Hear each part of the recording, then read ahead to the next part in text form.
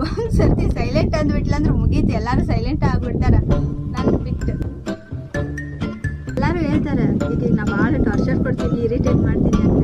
ಆದ್ರೆ ನಾವ್ ಒಂದಿನ ಕಾಲೇಜ್ ಬಿಟ್ಟೆ ಅಂತಂದ್ರೆ ಆಕಿನ ಕೈಲಿ ಇರಕ್ಕ ಆಗಂಗಿಲ್ಲ. ಹೇಳ್ತಿರ್ತಾರ ಪಾಪಕ್ಕೆ ಅಕ್ಕ ಸ್ವಲ್ಪ ಅಲೋನ್ ಅಡ್ಡಾಡ್ತಿರ್ತಾಳ.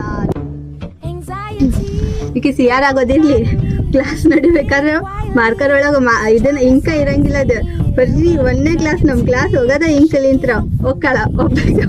ಅವಾಗ ಅನ್ಕೊಂಡ ಹೋಗಕ್ ಆಗಂಗಿಲ್ಲ, ಆಕಿನ ಜೊತೆ ಕ್ಲಾಸ್ ಬಿಟ್ಟು ಹೋಗ್ಕಳ ಇಂಕ್ ಹಾಕಿಸ್ಕೊಂಡ್ ಬರಾಕಂತೆ ಹೋಗ್ಕಳ. ಆದ್ರೆ ನೋಡಿದ್ರಲ್ಲಿ ಇಂಕ್ ಹಾಕೋರ ಇರಂಗಿಲ್ಲ, ಮತ್ತೆ ವಾಪಸ್ಸಿಲ್ಲ ಅಂತೆ ಬರ್ತಾಳ.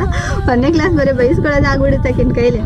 ಮತ್ತೇನ್ರ ಕೆಲಸ ಅಟೆಂಡೆನ್ಸ್ ಕೊಟ್ಟು ಬರ್ಬೇಕಾ, ಈಗಿನ ಜೊತೆ 3 ಆಫ್ಟರ್ ಮ್ಯಾಲ ಹತ್ಬೇಕು.